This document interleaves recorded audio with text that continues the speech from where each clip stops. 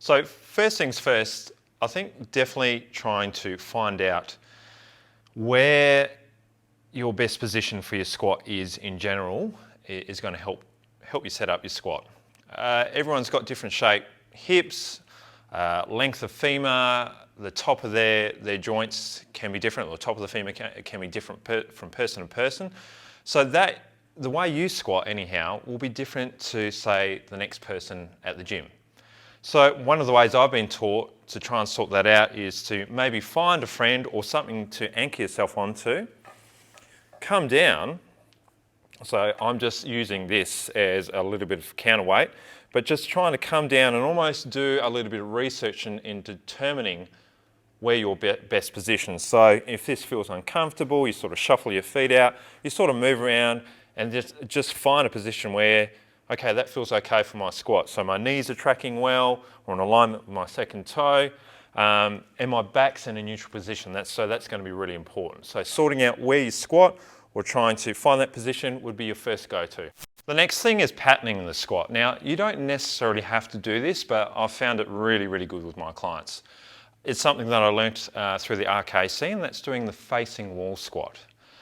With the facing wall squat, it forces you to keep a reasonable position through your spine. It also stops your knees from collapsing in, but it can also tell you some areas that you might need to free up in order to do a better squat. So you might need to free up through that thoracic spinal region, through your hips, or even quite possibly through your ankles. So I'll just show you what a facing wall squat looks like. All right, so toes will be turned out slightly. I like to keep my thumbs up, all right, so I'm not rotating my shoulders inwards.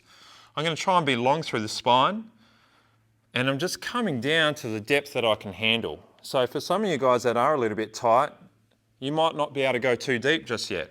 But again, this is stopping you from falling forward in your squat.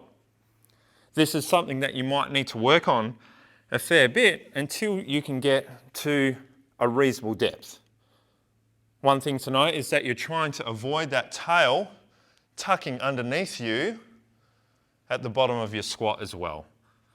So pulling your head away from your tail and trying to be long through the spine is going to help you out immensely. So I try that and try working on that pattern, the facing wall squat, guys. The next thing that you might need to chip away at, and this is reasonably common with new people that I meet or some of the clients that I have, this does take time. This is not going to happen overnight, but you might need to work on some ankle dorsal flexion. So I'll just go over it very simply. There's other ways that you can do it, but this method seems to be pretty good. And again, you've got to be careful with this stuff as well. So what you want to try and find is some sort of wall.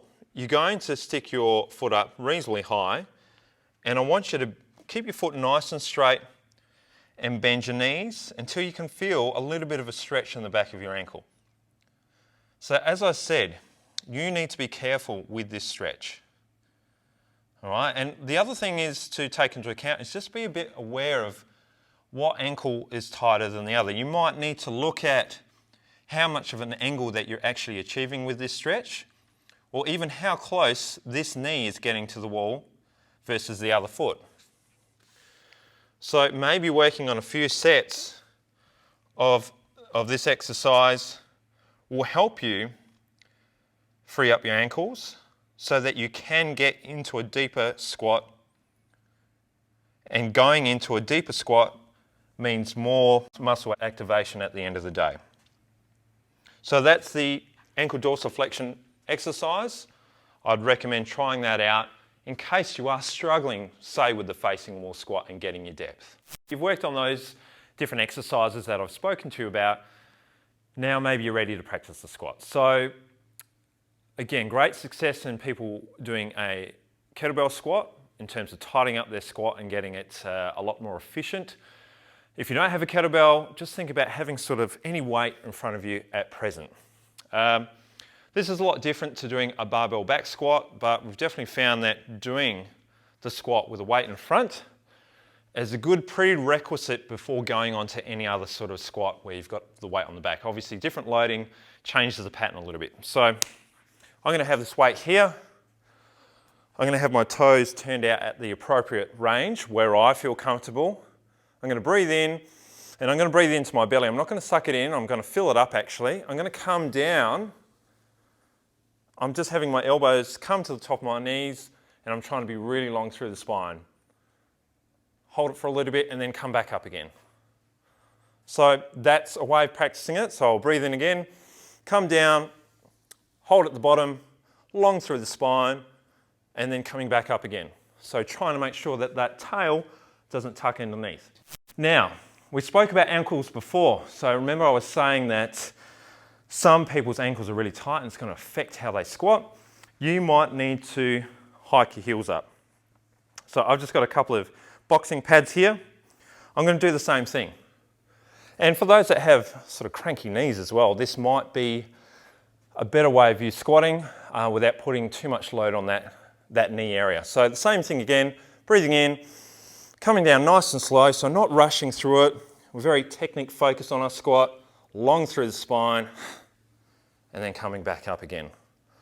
So that's my 5 tips, probably a little bit more, in terms of trying to tidy up and make your squat almost perfect. Thanks for your time. If you've got any questions, you'd like to know more, or if you need some help in general, just reach out to me, Scott Jenkins at Ignite Health, Fitness and Life.